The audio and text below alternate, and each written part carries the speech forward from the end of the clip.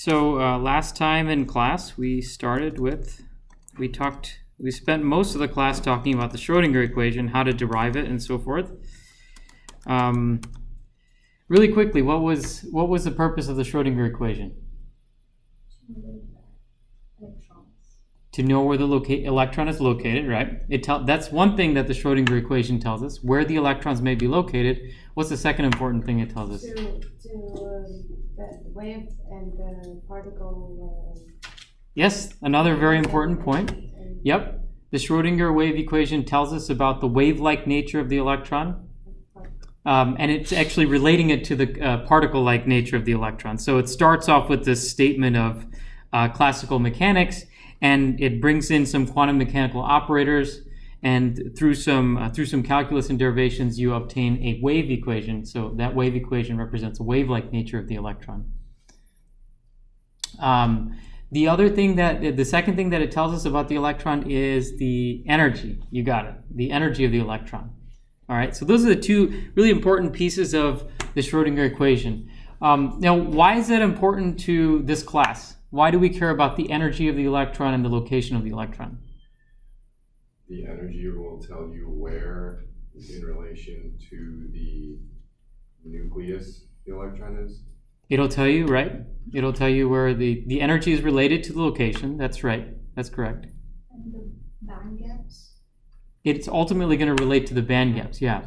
So what we're doing here is we're talking about the Schrodinger equation for some very simple circumstances, for single atoms. And we did this really simple problem, non-physical problem called the potential well. Today we're going to do Schrodinger on the hydrogen atom. But what the interesting stuff that happens, the energy bands that you're talking about, that comes when you have a periodic lattice. So you have a whole bunch of atoms, not just a single atom. So that's a periodic boundary condition. So what we did in class last time is that we looked at some simplifications of the Schrodinger equation. We don't have time to go over all those now. But what we said was you put in some boundary conditions into the Schrodinger equation, and those boundary conditions are coming from the atomic structure of the material. In the simple cases, we've done the infinite potential well. We're going to do the hydrogen atom today.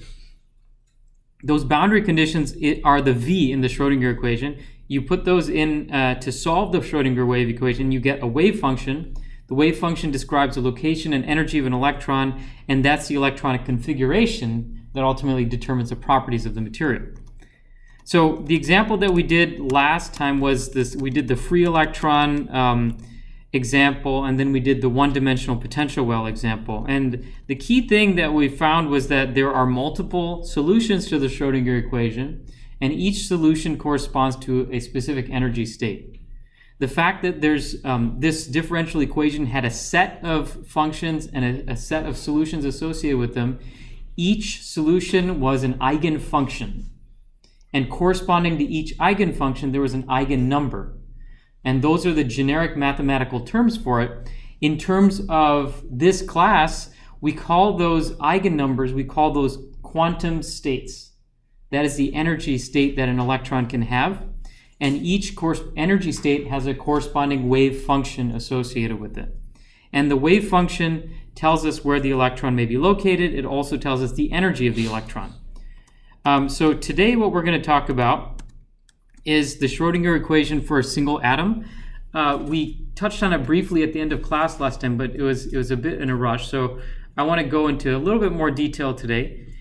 So we solve the Schrodinger equation for an atom. We need to have a potential field, just like before.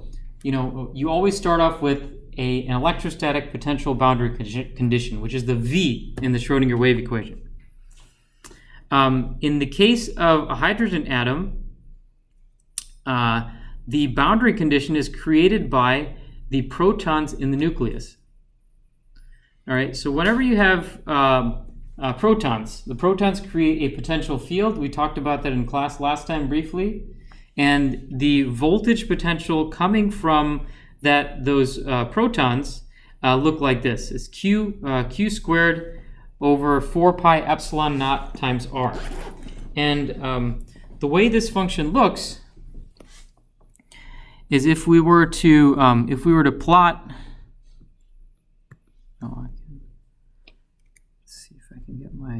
pointer. There we go. If we were to plot this, actually, let me do this. Yeah.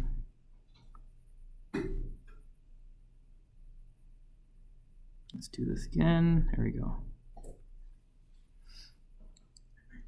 So if we want to plot this, if we were to put R on this axis here, so let's say this is R, and then this is V of R. Okay? R is the radius, how far away from the nucleus we are. All right? And so this function here, you see how it has a 1 over R, and it also has this negative term in front of it. Okay?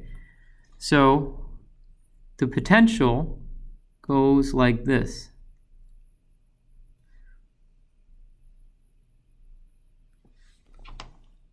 All right, it goes to infinite by the time you get to R equals 0. All right, so what that means is that the potential is the lowest at the positive charge. Why is this? You think about an electron. An electron is attracted to positive charge, right? So the electron would be attracted to the nucleus. It would have the highest, the lowest energy state would be at the location of the positive charge. The electron moves towards a positive charge, so that as it's moving and accelerating, that its energy is the potential energy is converted to kinetic energy. So the lowest energy state is referred to as, that's why that convention, it's a negative sign there. Okay, it's infinite potential, but it's negative. So they do that negative to show that it's the lowest energy state. The electron is always going to the lowest energy state. Okay, so if an electron started off here, it would move this way. We'll talk more about this. We'll talk more about this concept later, because this fits into the idea of band diagrams. All right, so you have this potential function, and the potential function goes towards negative infinity at R equals 0, and then it drops to 0. It becomes 0.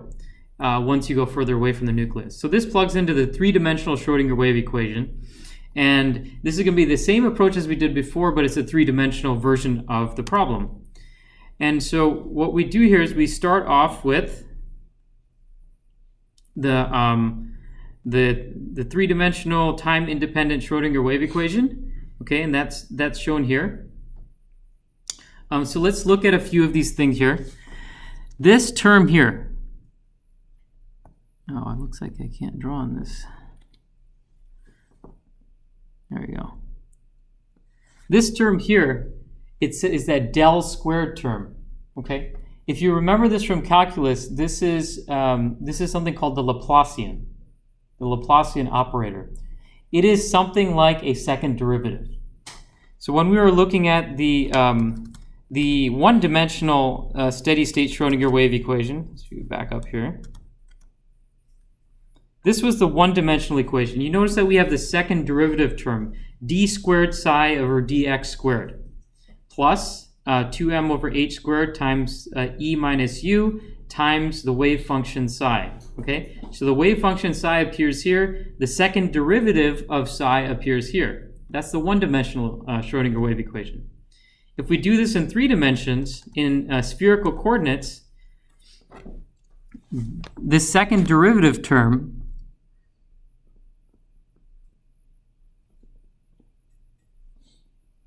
is represented by the Laplacian operator. Okay? If you remember from calculus, the Laplacian operator can be defined in Cartesian coordinates, polar coordinates, spherical coordinates. I'll get to that in a second. The second term you can see is very similar to before. You have this e minus v, and then you have the psi function here as before. Okay? So because the atom has spherical symmetry, it makes sense to represent this in spherical coordinates instead of Cartesian coordinates.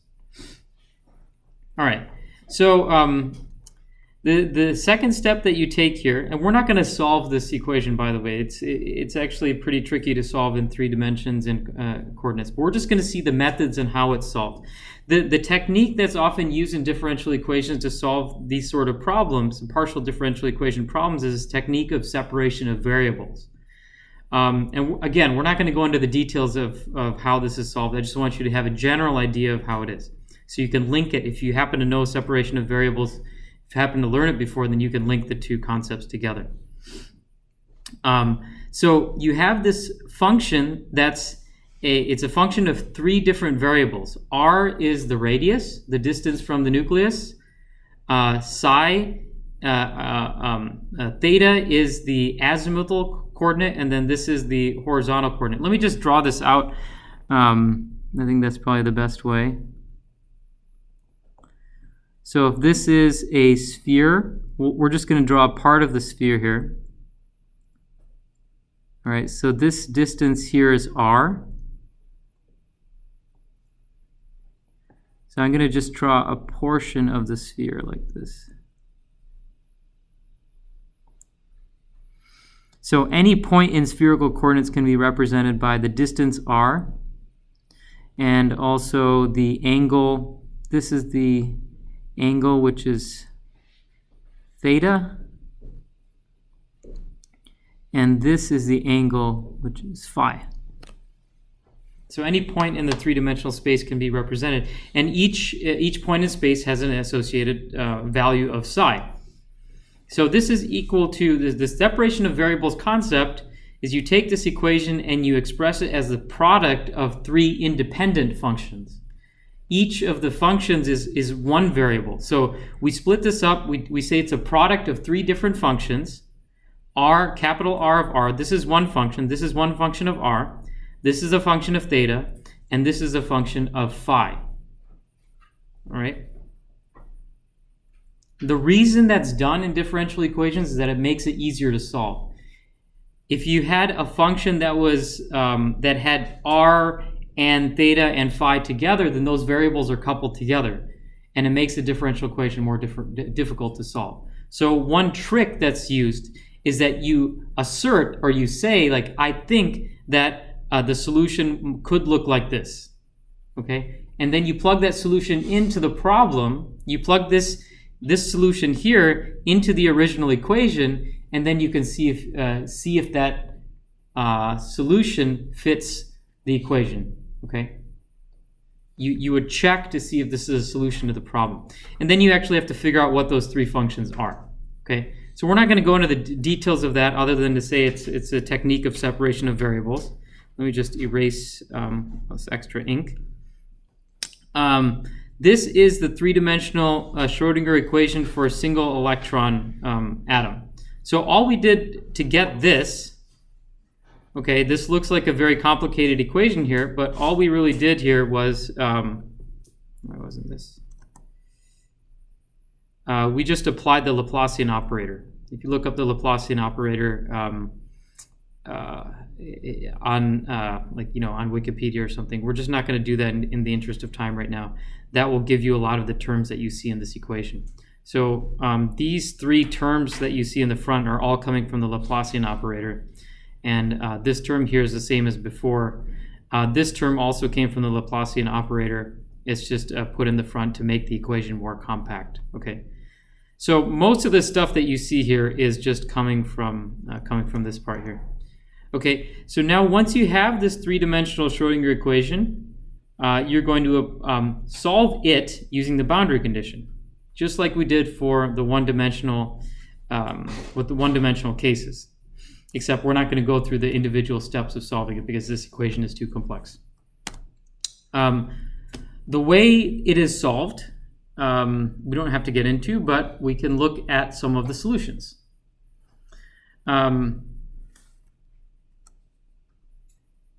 So I'm going to zoom in here.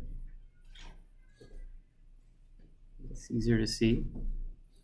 So when we use the separation of variables method, we said, okay, the solution is a product of 3 functions, r, theta, and phi. And the wave function is equal to the product of three functions. This has a lot of subscripts here. Let me just fix one thing here. It seems like this card. Okay. This should be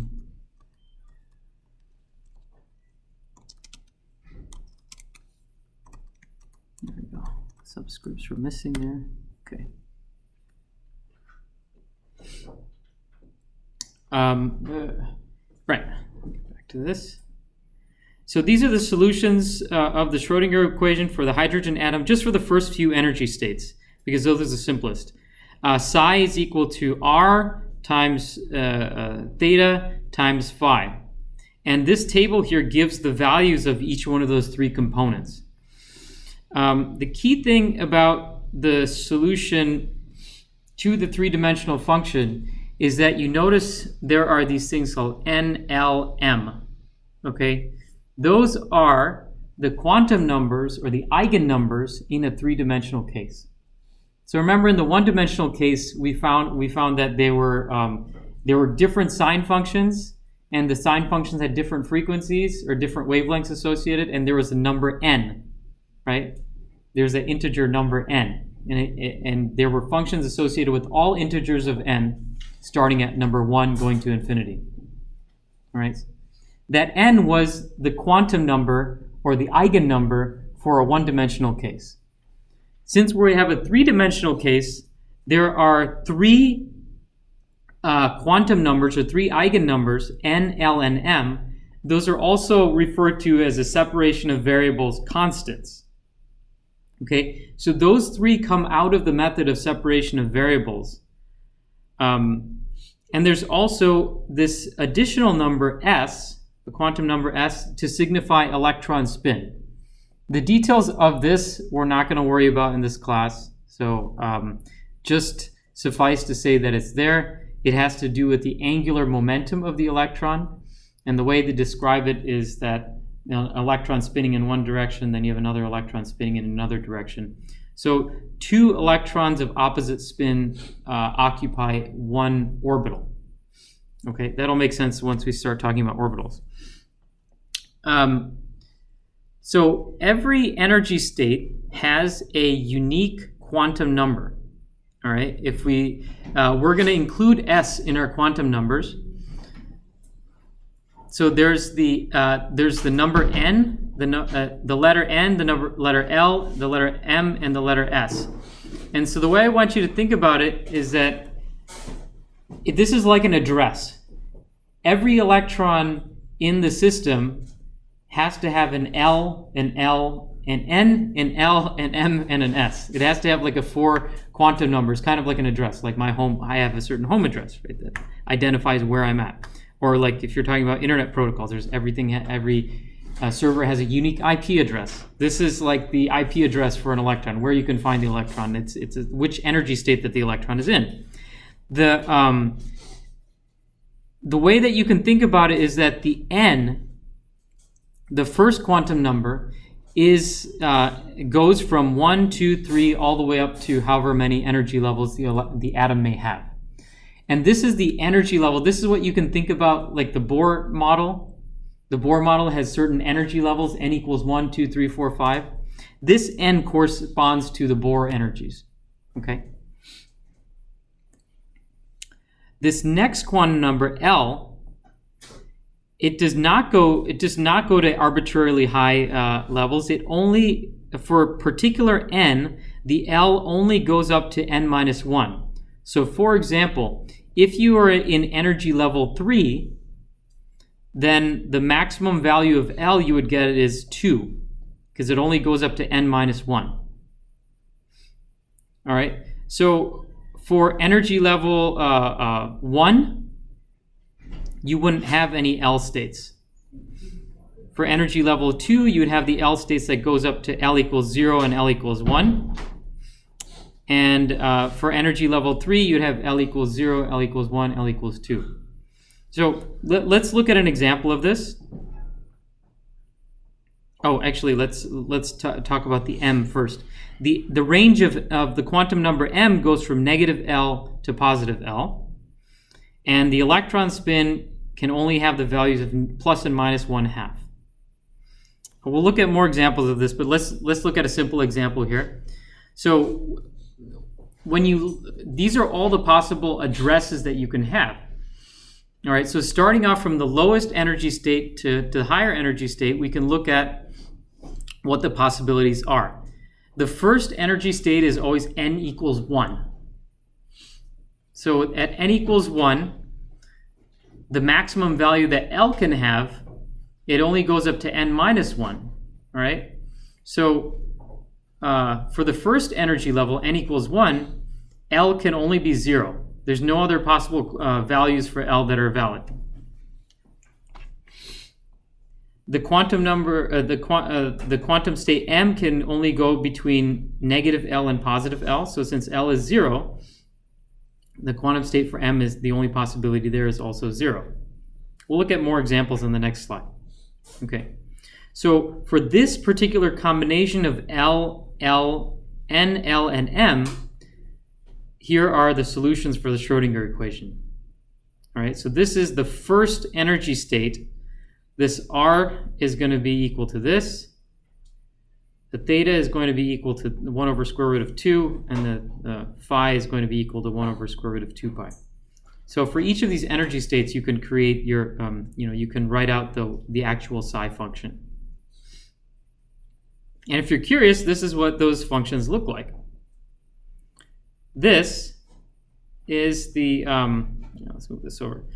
This is the function, or the probability density for the first state, this n equals 1, L equals 0 state.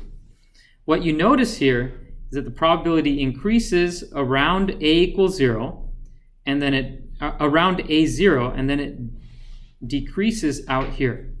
Okay, a0 is the classic Bohr radius that we looked at on the third slide of this module.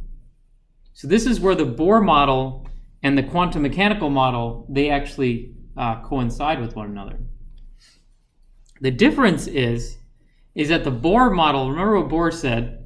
Bohr said an electron at energy state 0 is orbiting at a very specific radius, right? It has to be at that radius. And the quantum mechanical, what does the quantum mechanical model say? It's a cloud. It's a cloud, exactly. It's not at any particular radius. There might be a higher probability that it's at a certain radius, but it's not 100% for sure at that radius. It could be at other places too. So that's why you see this as more of a probability density. There's a high probability of it being near A0, which is the Bohr radius. By the way, I have the formula for the Bohr radius here as well. It's from the previous slides, but it's here as well.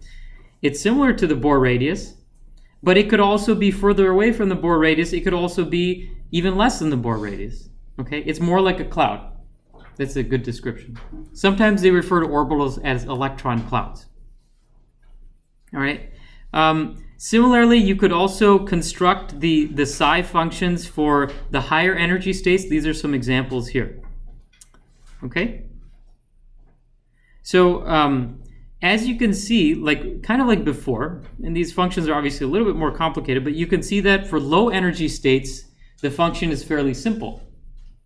And then once you get to the higher energy states, you start to see multiple peaks in the signal, right? Just like before, right? So the electron clouds, the shape of the electron clouds gets more complex as you go to the higher energy states. So, based on this, if I were to tell you that, excuse me, I lost my spot there.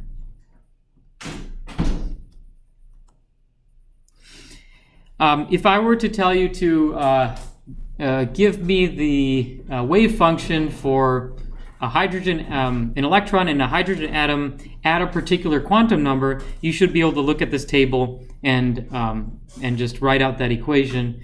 And from there, if you know the psi function, then you should also be able to calculate the probability that it's in a certain place, right? So that's what we're going to do on the next slide.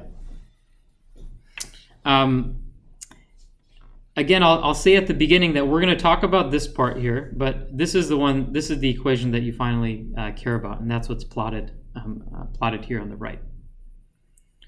So conceptually, what you're going to do is pretty much the same thing as before, right? If you wanted to find the probability of finding an electron, you have to integrate the absolute value squared of the psi function. Remember, the psi function is a wave function. It does not tell you the probability directly. You have to take the magnitude of the psi function squared, and that is the probability density. And if you want to find the probability from that, you have to integrate that probability density over the region that in space that you're looking at. So in 3 dimensions, this is what it would look like. And just think back to calculus here. You can also think back to when we first started talking about the wave function. We were doing some simple one-dimensional examples, and I asked you, what is the probability that the electron is between x equals 4 and x equals 5? The mathematical way to do it is that you take the probability density function, p of x, and you integrate that from x equals 4 to x equals 5. And that gives you the probability that the electron is between 4 and 5. Okay? You don't just look at the value of the probability density function. You have to integrate it from one x location to the next. Okay? And if you were to do the same thing in 3 dimensions, we went over this in the slide. The probability that an electron is inside a certain volume is equal to the triple integral, because the real world is in 3-dimensional coordinates. So you have to integrate over 3 dimensions, dx, dy, dz. All right? Now what we're doing here, just to make that connection, we're doing that here as well.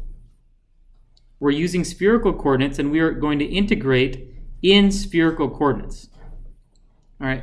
So if you remember back to calculus, in spherical coordinates, the differential volume element is not just dr, d theta, d phi. In Cartesian coordinates, dx, dy, dz is the volume element, differential volume element. But in spherical coordinates, there are these additional 2 terms, r squared sine of theta. We don't have enough time to go over the why that's the case, but you can remind yourselves, or you can look that up if you don't remember it. So the 3-dimensional probability density. So this is your probability density function. It's the absolute value of psi squared. All right. And so, as we said, psi is the product of 3 independent functions, r, theta, and phi. These are 3 different functions of the 3 coordinates. And if you want to find the absolute value squared of the psi function, you can multiply the absolute values squared of each one of the component functions. That is your probability density function.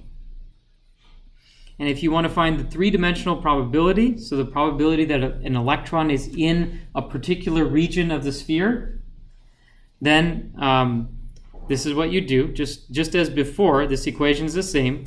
The triple integral of the psi function times over a certain volume.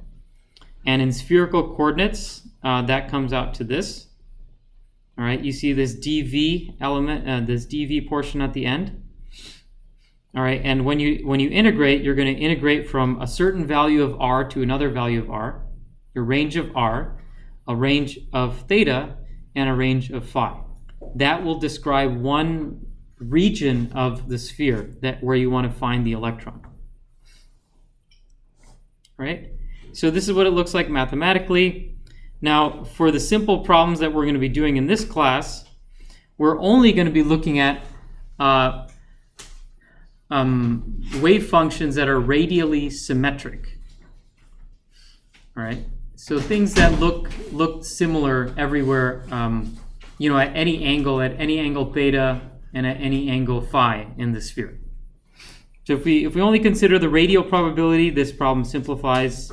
And this is the formula for the probability density. Notice it just has this r term here, and then it also has this r squared, and that r squared is just coming from this dv element, the fact that you have this r squared term in the dv element. All right, so this is the probability density. This is the formula for the probability density function, the PDF. And if you want to find the probability of finding an electron at a particular radius, then you would integrate from one r value to the second r value. Okay, and you'll have there's an example problem that we can do that demonstrates that. These graphs that I showed you earlier are actually graphs of the probability density function P of r for the radial probability. Okay, these are, I'm showing you these equations because these are the ones that are axially symmetric, or they're spherically symmetric. They're the same at any angle in the sphere. They only vary as a function of radius.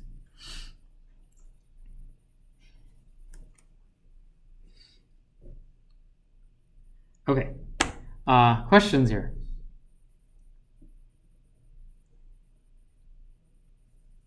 A typical problem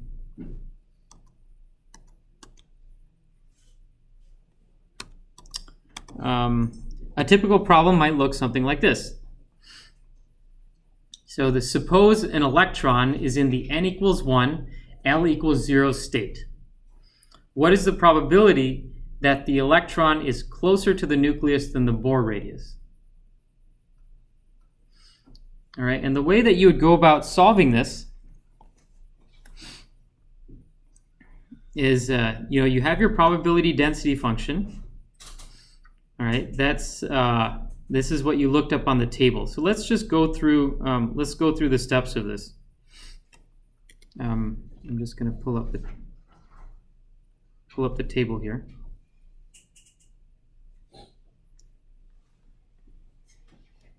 All right. So the first thing I said is, okay, the electron is in the n equals 1, L equals 0 state.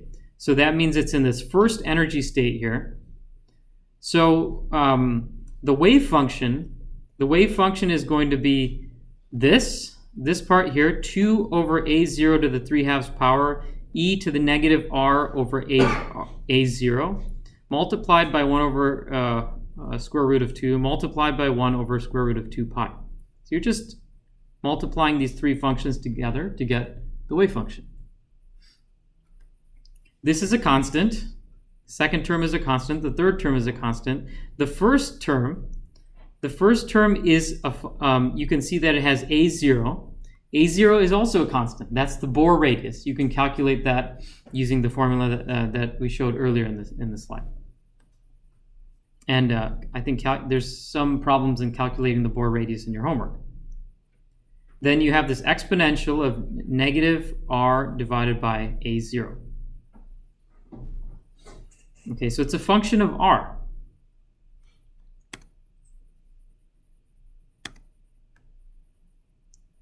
So what does an exponential function look like? Looks like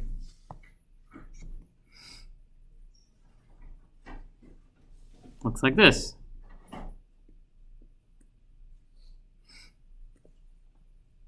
Okay, so negative r over a0. So psi of r. So there's a high probability that the electron is near the nucleus, but there's also some probability that it could be further away from the nucleus. All right? So let's look at how it's solved here. So the P of r is equal to this, just the r function here. That's this term in the equation. Remember that if we're looking for the probability density of just the radial, if we're not considering theta and phi, then we use this equation here. This is the probability density, r squared times the capital R component here squared times d of r. So that capital R of our component, that's this component here, okay, multiply that by r squared.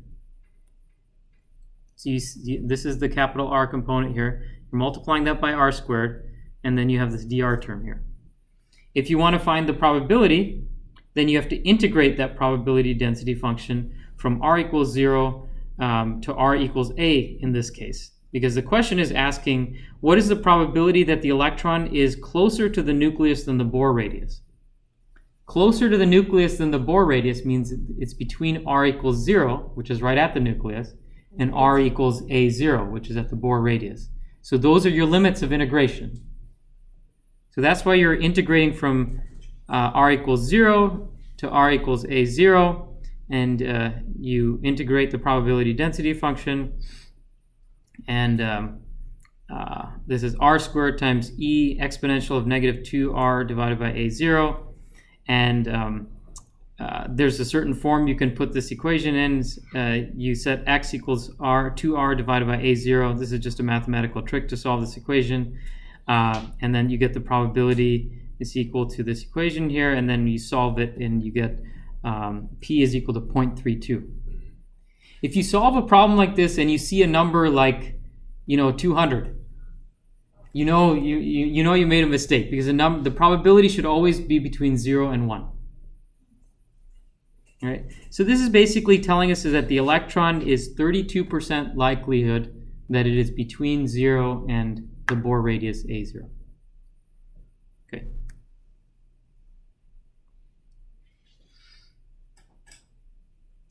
So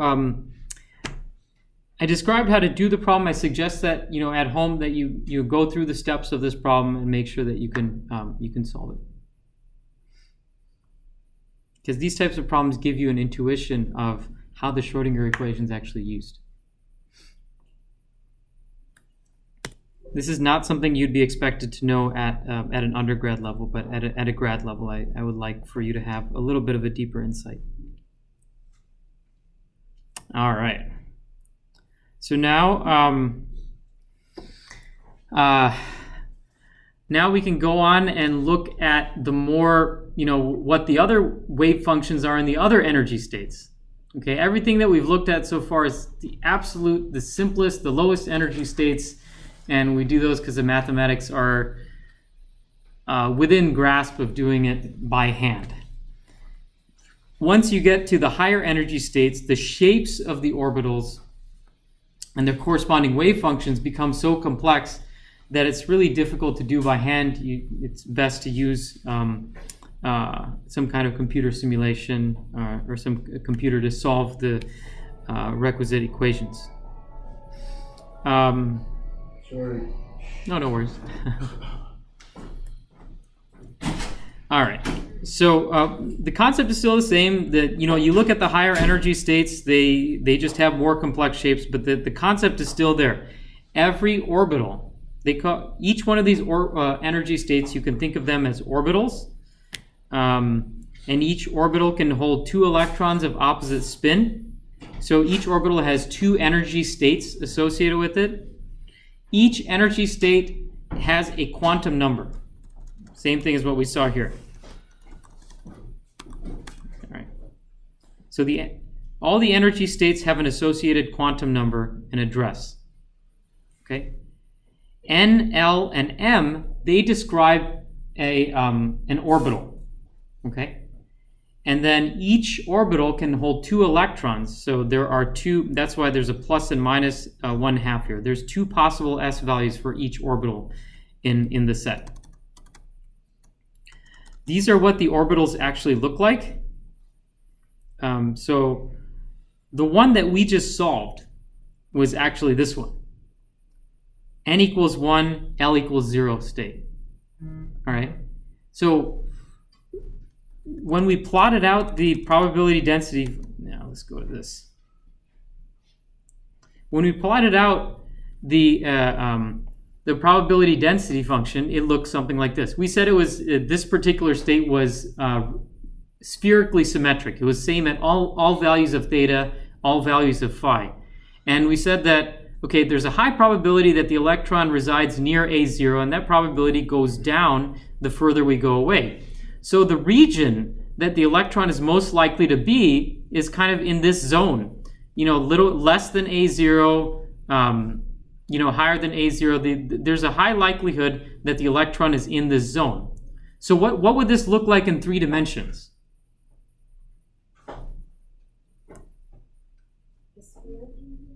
It looks like a sphere. It looks like the shell of a sphere, right? The electron cloud looks like a shell, right? There's no probability that the electron is not at the nucleus, and it's not very far away either. It's most likely to be between, about half A0 and maybe 3 A0. So it's like a shell. Think about a shell surrounding the middle. That's where the electron cloud is. And so that shell is what's being shown here. Okay, so that is the state that's called n equals 1, L equals 0. The simple state here. Now there's a second notation as well. If you remember from your undergrad classes, you start talking about s, p, d, and f orbitals.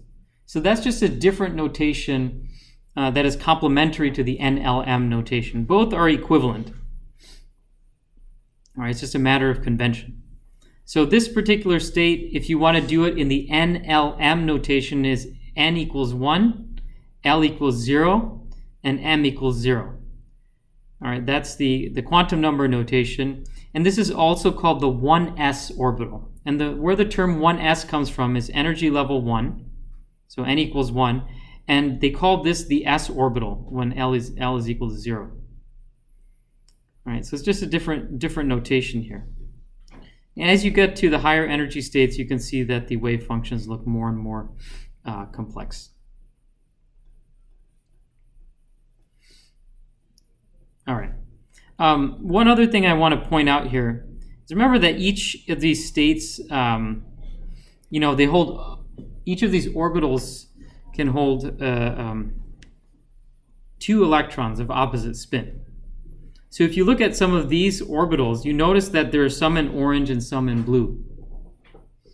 Okay, the orange, this is the n equals 2, L equals 1, m equals, you can look at this one, for example, m equals 0 here. It looks like a dumbbell.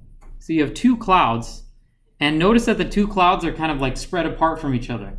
This is because electrons repel each other, right? If you think about electrons as particles, electrons exhibit wave-like behavior and particle-like behavior. So some of the intuitions that we can see from looking at these orbitals is that these electrons repel each other. So of course they're more likely to be farther away from each other. That's why it has this dumbbell-like shape. The electrons are attracted to the nucleus, but they also repel each other. So that's why one of the possible energy states look like this. So this is an electron of 1 spin, and the blue is the electron of a certain spin, and the orange is an electron of another spin. All right, so each one of these orbitals contains 2 electrons. Another detail here is that if you look at these 3 p orbitals, they're mutually perpendicular. This is oriented in the x direction, this is oriented in the y direction, this is oriented in the z direction. This is also because electrons like to be far apart from each other as possible. So I mentioned that there are different energy states notation. There's the NLMS notation that's shown in these 3 columns here. And there's also the SPDF notation, and that's shown in this column here. And the 2 can be used interchangeably. So the lowest energy state, as we said before, would have n equals 1, L equals 0, m equals 0. This holds 2 electrons in this orbital. They also call it a subshell. 2 electrons, and the 2 electrons have these 2 different quantum numbers, 2 different addresses. One has a positive 1/2, the other one has a negative 1/2 value for the s quantum number. And so the subshell is called the 1s subshell. That's the lowest energy state. The next higher energy state is n equals 2, and that's called the 2s subshell. That holds 2 electrons. The 2p subshells, there's actually 3 different 2p subshells. Each holds 2 electrons. So the total number of electrons in the 2p is a total of 6 electrons. So this orbital holds 2 electrons, this orbital holds 2 electrons, this orbital holds 2 electrons.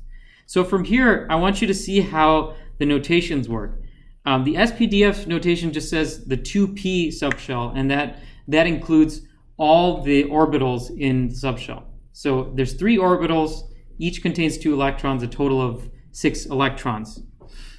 The NLMS notation, and let's look at that again so you can see the rules of how the NLMNS work.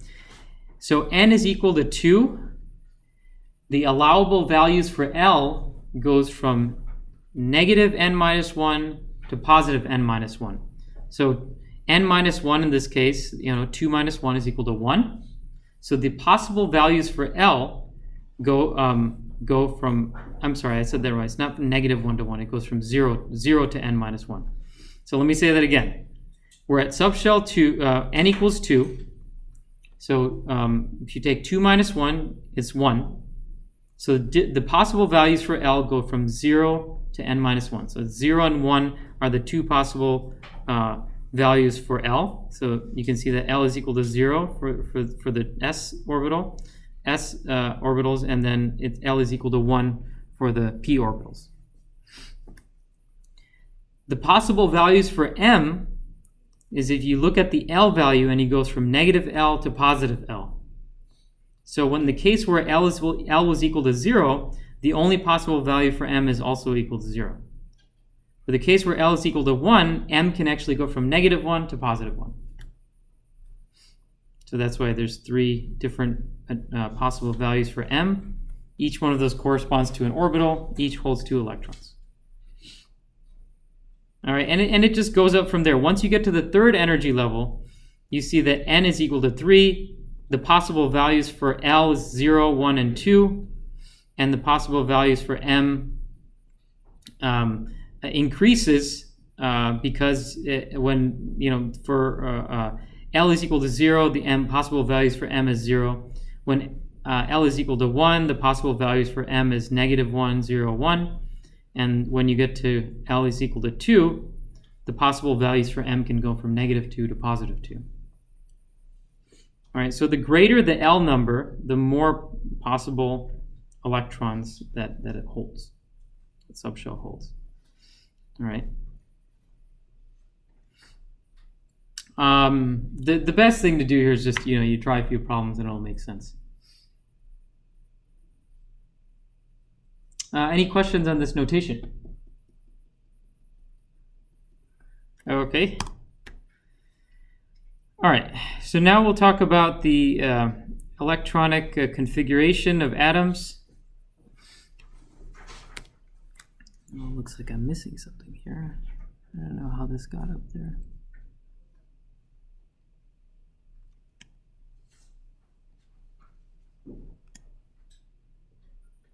This should be down here. There we go. All right, so what I'd like everyone to do here is just, it should be a quick, easy problem. To find the electronic configuration of, let's say, let's do it for silicon. So for silicon, I would like for everyone to just write down how many electrons each one of the states has. So the way that you're going to do this is that you're going to find the number of electrons using the periodic table. So look up silicon in the periodic table. Let's do that first. How many electrons do we have here for silicon? 14. Okay, 14, right? Silicon has an atomic number of 14, so there's 14 protons in the nucleus, 14 electrons in a neutral atom. All right. These are the possible energy states.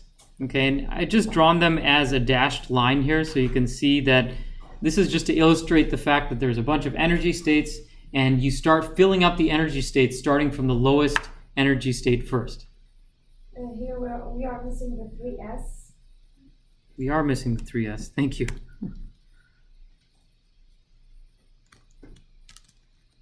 Thank you very much. Yes. All right, let's put that in there. All right.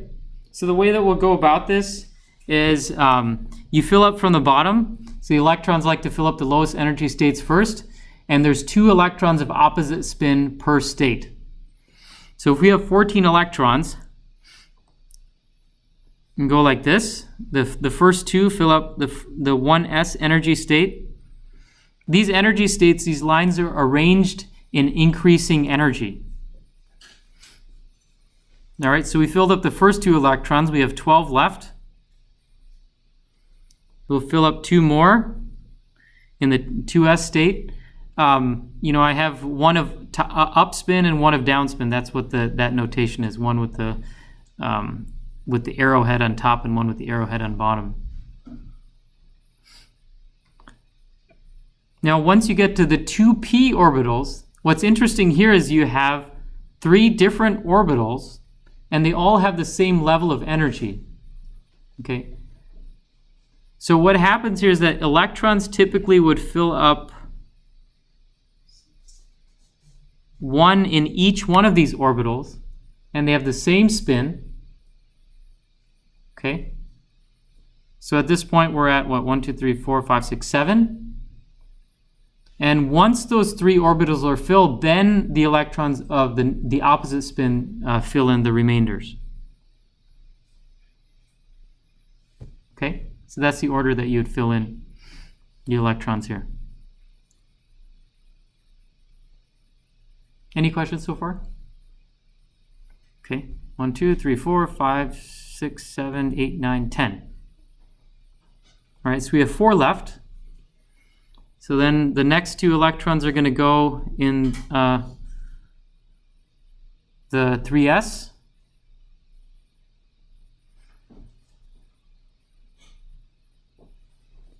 And then the next 2 electrons are going to go like this in the 3p state. All right. So the 3p state is left incomplete. And that, having electrons in the outer subshell is what makes an atom able to bond with other electrons.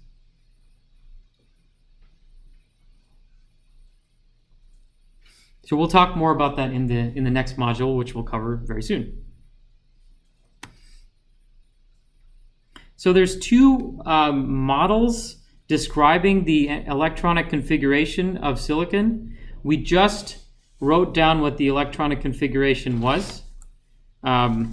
So the way that we would say this in shorthand, we'd say 1s2, 2s2. So this is saying there are 2 electrons in the 1s subshell, 2 electrons in the 2s subshell. Then we say 2p6, saying that there's 6 electrons in the 2p subshell. 3s2, there's 2 electrons in the 3s subshell, and then 3p2. That's the shorthand for the electronic configuration.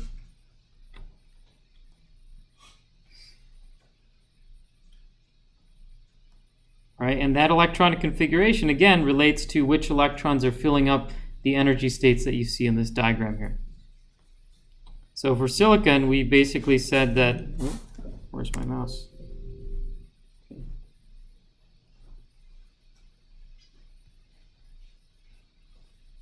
For silicon, we said that there's 1s2, so there's 2 electrons in this first subshell.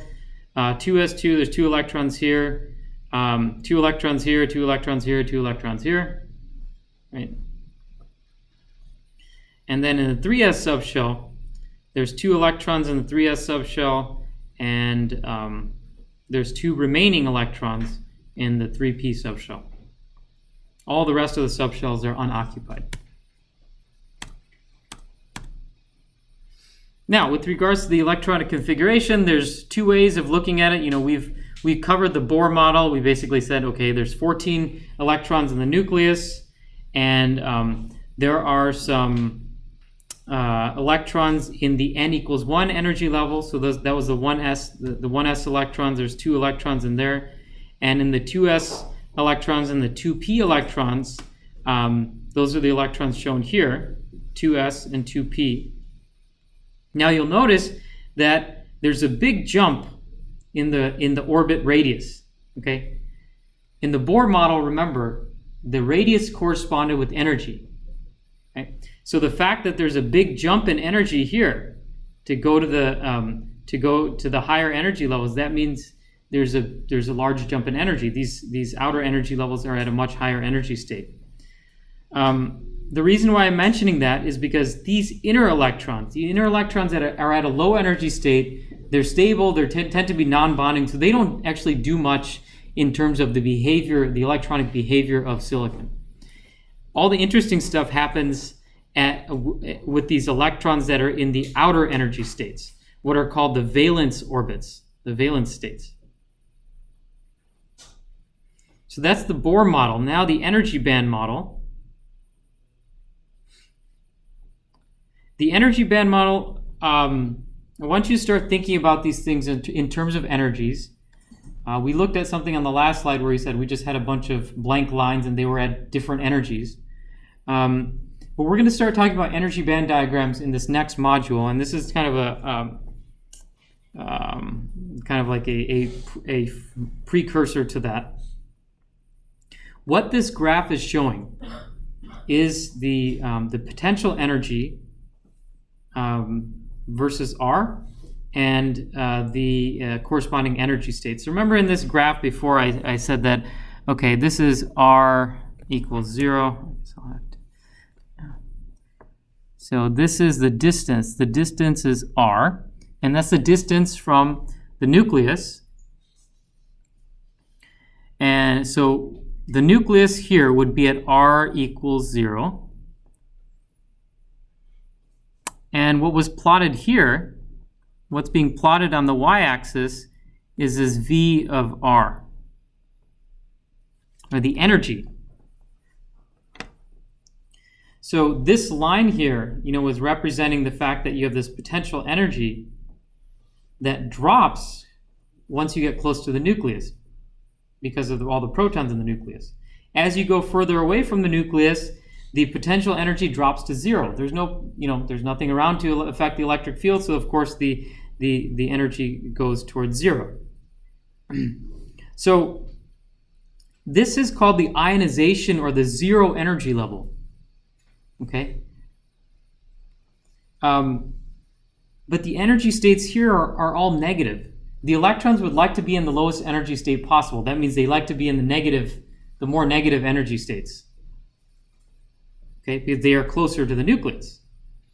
So this ionization or 0 energy level represents an electron that has left the atom. Does that make sense? So remember, this is the potential. This line here represents the potential of the atom. Let me highlight that in red. This line here represents the potential, the electrical potential field that's given off by the nucleus of the atom. It's this red line here.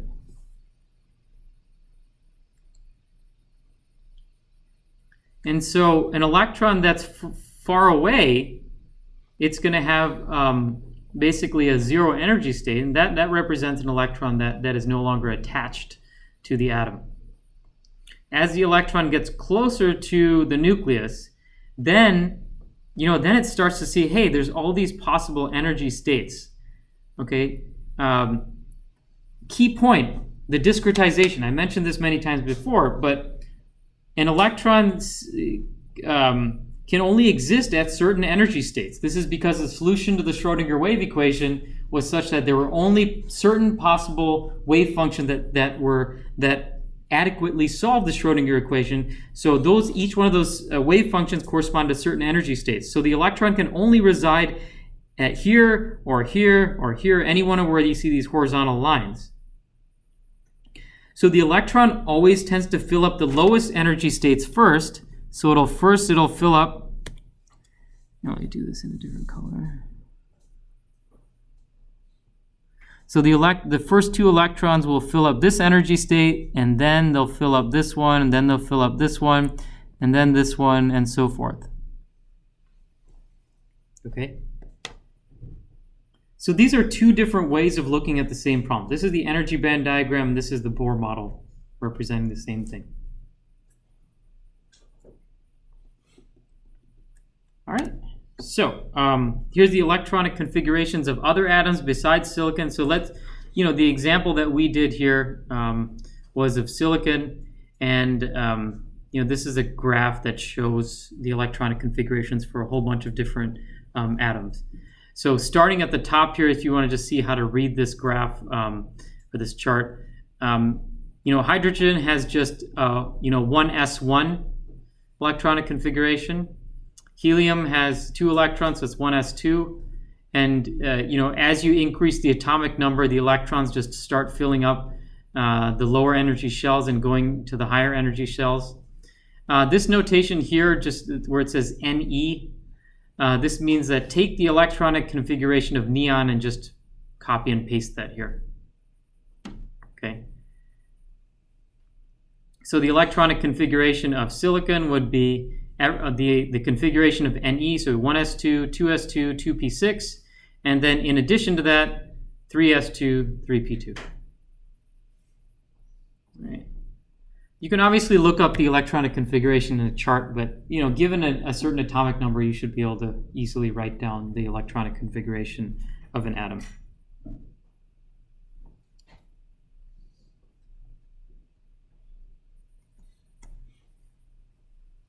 All right.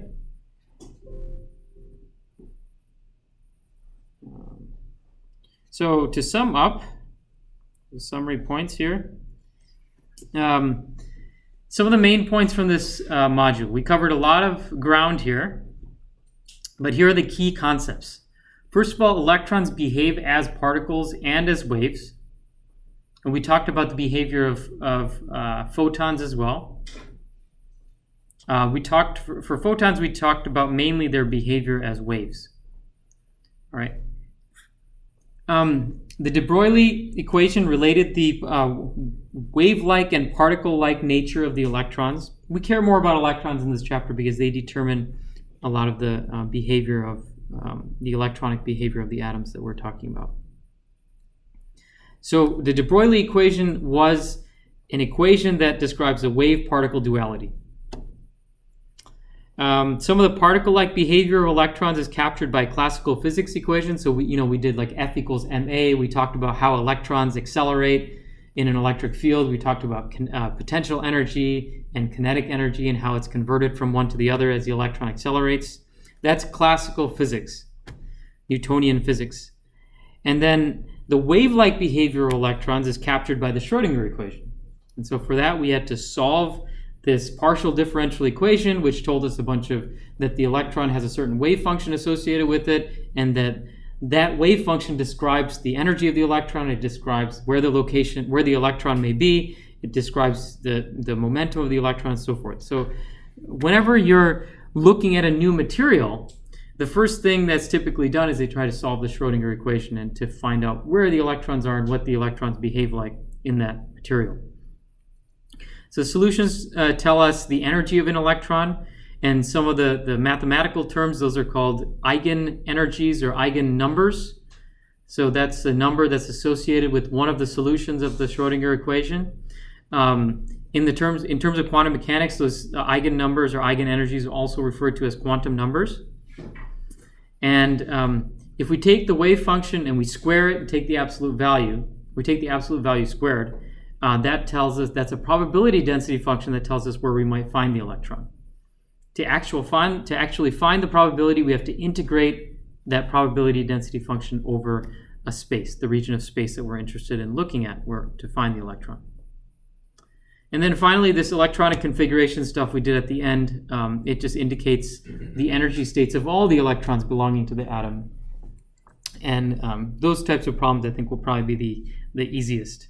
The Schrodinger equation stuff, I think, it's kind of tricky to understand. It's non-intuitive. So I want to ask everyone, like, what, first of all, do you have any questions on the Schrodinger equation? Second is, like, are there certain parts of it that you are struggling with that you would like some extra help on? And I can always send out emails or send out some additional information about it. Are there certain parts of this module that throws you off?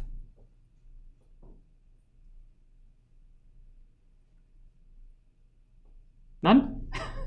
Can you send us an example how to solve the integrated equation like mathematically? Like how do they reach the 32%? Yeah, I mean the example of the 32% is it's in the notes. It's in the updated handout. It's in the updated notes, so you can follow this example. But if you'd like to see like more details on how this is solved, I'm happy to. Okay. I can include that. In fact, what I can do is I can put this. I'll put the solution to this as part of the homework solutions that I will be posting probably later this week or weekend. All right. Can you go back to the slide that shows the dumbbell pictures? Sure. Going back to the slide that shows the dumbbell pictures. So all right? let's take the 2p6 area. Yep. So if electrons started to populate it, would it go orange, orange, orange, blue, blue, blue? It would go orange, orange, orange, blue, blue, blue. That's right. Okay. Electrons of a certain spin before filling in electrons of the opposite spin. Okay. Correct. In the 3p6, Mm-hmm. looking at m equals 0, we kind of see orange, blue, orange, blue. Mm-hmm. So if it went orange, orange, would it be the big orange and the small orange being filled in first? Oh, good question. This thing that you see here, like the large orange and a small orange, that's actually part of the same electron cloud. Okay, that's the space that they're floating in then. Exactly. So wouldn't it want to go orange, blue because they'd want to repel each other? And I may be getting way into the weeds, but Okay. Well, let me back up for just a second here and describe to you. You know, the reason the one-dimensional equivalent of this wave function would be something like what you see here. You see how the wave function has two humps on it? Mm-hmm. So there's a high probability that there's a higher probability that it might be between, that close to A0, but then there's an even higher probability that it's going to be between 4 and 8 A0. It has these two humps. That means there's two possible areas where the electron's most likely to be found. And when you take a three-dimensional solution, this is what it kind of looks like. You have this, there's a probability that it might be found here, but there's an even larger probability that it'll be found here. Okay, I see the translation. Thank you. Yeah. So does that answer the second part of the question also? Pretty well. Not really, because wouldn't the electrons if one's in orange, wouldn't the next one want to go to the blue side? Because they want to repel? That's a good question. The question was like if they're on, wouldn't an electron want to occupy the blue one so that they can repel one another? It's these three dumbbell-like shapes. One is in the x direction, one is in the y direction, one is in the z direction. So the intuition you can think of is that the electrons are farther apart if they're along different axes. Okay, that makes sense. Just like when we talk about tetrahedral bonding, we said that the bond angles which contain electrons, they like to be far apart as possible. Yeah, and they just like spin in that perfect unison. Roughly. Oh, do they spin in unison? I don't think I can answer that question. I don't have a good answer to that. There's this whole part about electron spin, which is an active area of research right now, and it's also something that's covered in depth in quantum mechanics type courses. Since this course is not we could cover it, but then we'd end up spending the whole semester on just a Schrodinger equation. I've already spent a lot of time on it. I didn't intend to spend this much time initially, but like I said, since I feel like that you're at a graduate level, I want you all to have this, a somewhat deeper level of understanding than what you'd get in an undergraduate version of this class. Do you have a graph for 3s or 4s? To show us let's see, 3s or 4s. I think that's when the equations start to get more complicated. But if you're interested in what these functions look like, you can always do a Google search. But there's also, you can plot out these functions. You can plot out these functions that are here in the, these are telling you the solutions to the Schrodinger equation, at least up to energy level 2. You can plot them out and see what they look like. The higher energy levels are going to have more bumps in it. And in 3 dimensions, that's why they have, they start looking more periodic, more complicated like this. So. All right. Any other questions? Okay, let's. Okay.